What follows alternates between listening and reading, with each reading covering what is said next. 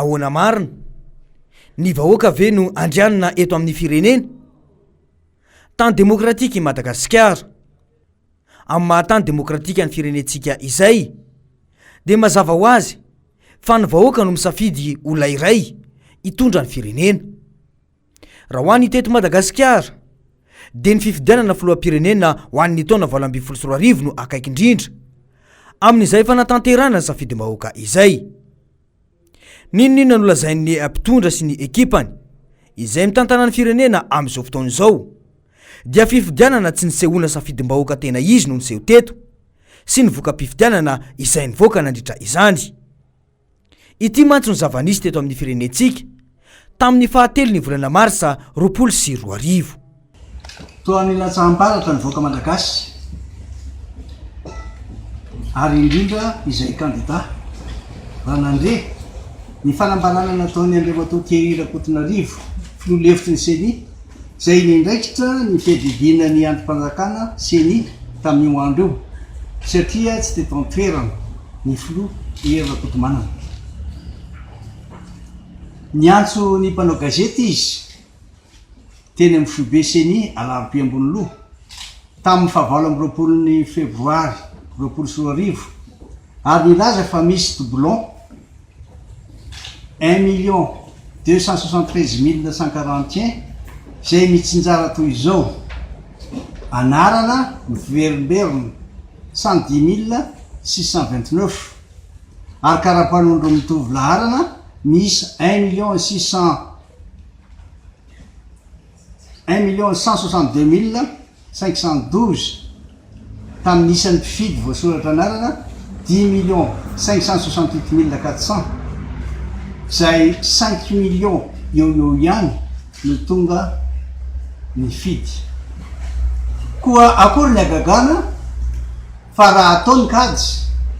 dia 1 273 141 mita amin'ny 5 millions dia vato 25% be izao no tsy tomombana mazava ny voalaza teo fa nisy ny osoka tamin'ny fifidianana izay natao teto profo miariary manampy izany ny famaizany ny mpikambany CENI nanala any Andriamatoa Thierry Rakotonarivo izay olon-tokana hanisana moka ny marina momba iny fifidianana iny ny HCC mantsy dia voaporofo ihany koa fa nanafina ny marina sy nanary ny safidim-bahoaka tena izy nandritra ireny fifidianana ireny ny arantsika na eny mantsy nandritra ireny fotoana ireny ny valo teny'ity androm-panjakana ity momba ny fitoriana tamin'ny osoky ny fifidianana ireny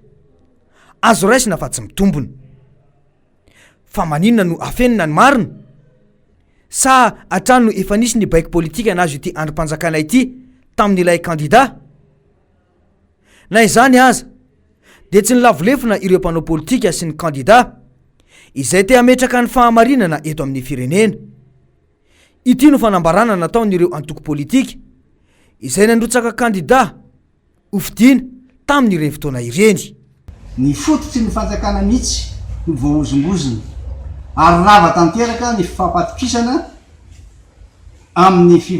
fifampitondrana eto amin'ny tany sy ny fanjakana eto ary de tsy ny valim-pifidianana na ny fanapahan-kevitry ny asa CENI no resaka fa lalina kokoa satria de ny fototry ny fanapahan-kevitry ny asa CENI mihitsy no rava tanteraka ary izany a dia mitarika ny faharavany ny asy ny lanjan'ny fanapahan-kevitry io androm-panjakana io tsy ny tena zava-misy no ny anteherany io androm-panjakana io raha nandray fanapahan-kevitra izy miopapana loatra ny atambony tranga ka tsy misy lalàna azo anamarinana azy mitsony zany foto-kevitra izany a de ekeniny rehetra manerana n'izao tontolo izao mazava ho azy fa izany lesiko izany de nanamora ny fisiany osoka tamin'ny fifidianana fandraisana anjara ragoavana ataon'ny vahoaka amin'ny firenena ny latsabato amin'ny fifidianana saingy tonga moa nivalanaretina coronavirus taoriny reny ka de very anjavony ny momba io doublon io aiza ho aiza ny fandraisana ndraikitry ny filolefitry ny cheni vaovao momba io raha doublon io am'izao fotoan'izao raha tena fitiava-tanyrazana manso no asehon'ireo mpikamba ny cheni sy ny HCC dia tokony ampisehoana ny vahoaka ny marina izy ireo ihany koa no tokony ho fitaratra sy ho modely amin'ny famatanterahana ny marina izay tsy mahagaga raha toa ka tsy misy intsony ny fampitokisana eo amin'ireo mpitondra sy ny vahoaka satria taratry ny fitantanan-draha raha eto amin'ny firenena avokoa ireo tranga ireo iarahantsika mahafantatra tsara fa misisika mafy ny fitondram-panjakana amin'ny fanatanterahana ny fifidianana olo-olona lazaina fa mandany vola ity androm-panjakana ity ka tsy maintsy ravaina kanefa iza moa no mandrotsaka olona hofidiana olo-olona amin'izao fotoan'izao tsy ny fitondrana sy ny ekipany any fa ahoana marine ina no tsy ilazan'ny mpitondra fa manelingelina azy ireo ny mpikambana ao amin'ny sena io ka mila hovaina ho ekipan'izy ireo avokoa hoy mantsy ny filohan'ity androm-panjakana ity hoe nalay ny vola io a nalefa nay tsimo le ministre finance aloha de efa nampisehotra amin'ny voalohany hoe mpanao politika efa mpanao politika ataoko hoe manao populisme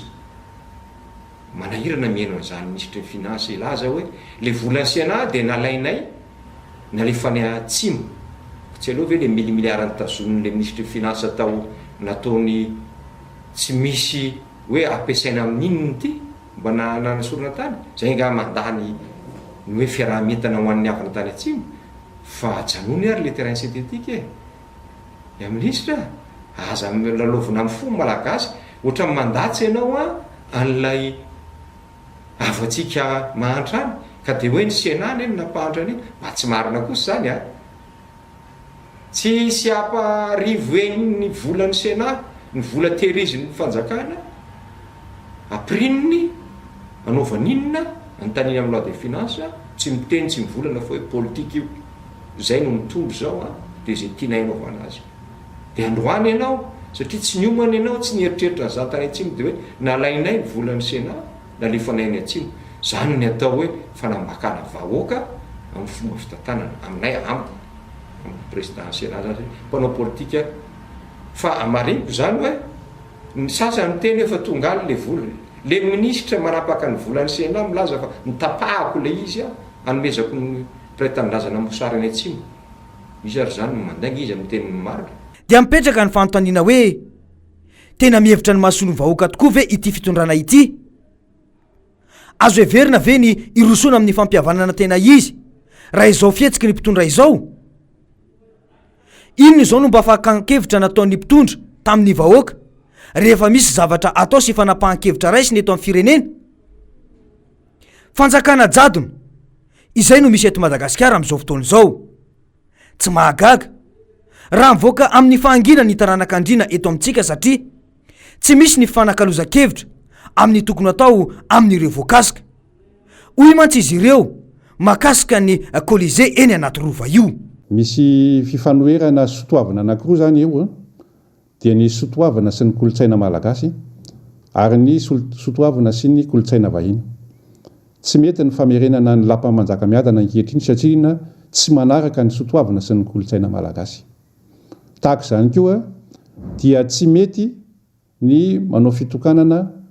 maizom-bolana na volana midina ny malagasy ny merina na ny andriana raha manao fitokanana dia amin'ny tsinam-bolana na amin'ny volana miakatra fa ny manao fitokanana amin'ny maizom-bolana na manao fitokanana amin'ny volana midina mifijerin'ny malagasy dia herin'ny maizina ary asa amin'ny maizina noho izany dia mitaona malagasy rehetra zay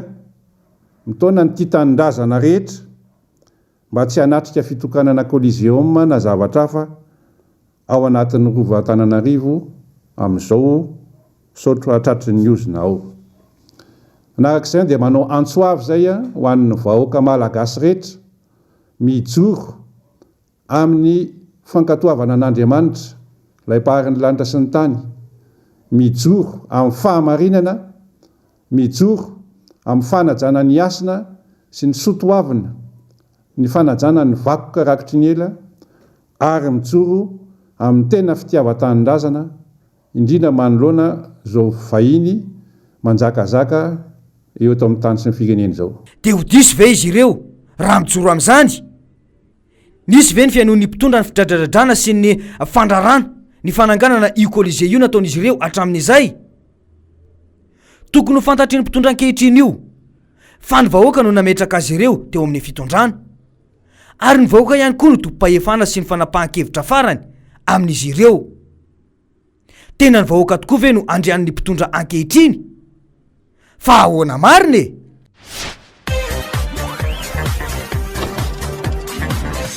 Ahoana marina e?